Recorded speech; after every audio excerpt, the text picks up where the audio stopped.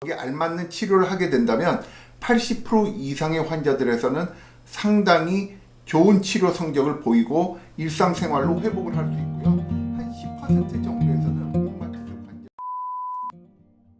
안녕하세요. 한양 류마티스 내과 원장 이승원입니다. 자, 오늘 류마티스 관절염에 대해서 좀 알아보겠는데요. 류마티스 관절염의 발병 원인 한마디로 정의하기는 참 힘듭니다. 여러 가지 이유가 같이 복합적으로 작용해서 그렇거든요. 거기에는 유전적인 이유도 있고요. 그 외에도 우리가 섭취하는 음식 속의 단백질, 바이러스, 기타 스트레스, 여러 가지 원인들이 복합적으로 작용해서 발병한다고 알려져 있습니다.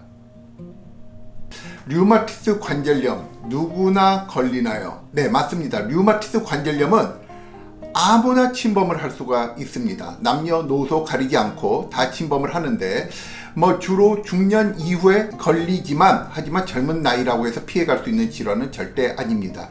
성별로 본다면 여성에서 남성들보다 2배에서 4배 정도 더 많이 발생하는 걸로 알려져 있습니다.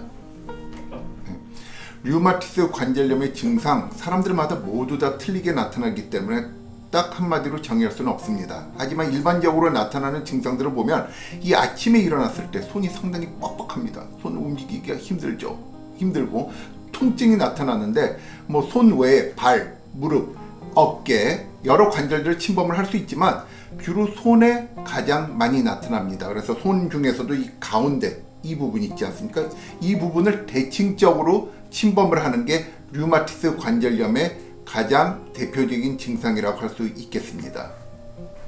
류마티스 내과 의사가 된 지 제가 한 20여 년 정도 된 것 같아요. 그런데 말이죠, 20년 전만 하더라도요, 참 좋은 치료가 없었습니다. 그때만 하더라도 관절 변형이 많이 돼서 온 환자들, 그분들 어떻게 제 입장에선 참 치료하고 싶었지만 완치시킬 수는 없었죠. 하지만 요새는 너무 많은 치료 방법들이 나왔습니다. 여러 약물들을 우리가 임상에서 도입을 하면서 류마티스 관절염 치료 성적이 상당히 많이 좋아졌습니다. 그래서 류마티스 관절염 조기에 진단을 받고 거기에 알맞는 치료를 하게 된다면 80% 이상의 환자들에서는 상당히 좋은 치료 성적을 보이고 일상생활로 회복을 할 수 있고요. 한 10% 정도에서는 류마티스 관절염이 관해 단계, 즉 약 없이도 마치 완치된 것처럼 보이는 그런 관해 단계에 도달할 수 있습니다. 류마티스 관절염의 예방법 있을까요? 불행히도 없습니다. 류마티스 관절염의 예방이라는 건 특별히 방법은 없지만 요새는 치료 방법이 많이 좋아졌으니까 걸렸다 하면 그때 곧바로 전문의의 치료를 받는다면 전혀 문제가 없을 거라고 생각이 듭니다. 관절염에 좋은 영양제 또는 음식 따로 있을까요? 이 부분에 대해서는 아직 확실한 해답은 없습니다. 하지만 이때까지 나온 여러 가지 임상 연구들을 보면 지중해식 식단이 류마티스 관절염에 좋다고 알려져 있습니다. 한국인이 지중해식 식단을 할 수 있을까요?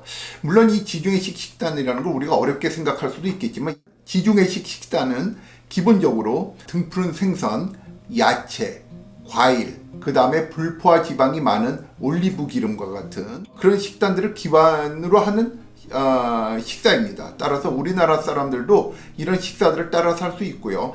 또 안 좋은 음식은 이 동물성 포화 지방이 많은 고기, 예를 들어서 곱창이라든지 아니면은 삼겹살, 또는 기타 갈비 이런 음식들이 안 좋다고 알려져 있고요. 여기에 한 가지 더 더한다면 트랜스 지방이 높은 음식들, 대표적인 음식은 튀김이 될 수 있겠죠. 이렇게 트랜스 지방이 높은 음식이 류마티스 관절염에 안 좋다고 알려져 있습니다. 자, 지금까지 류마티스 관절염에 대해서 알아봤고요.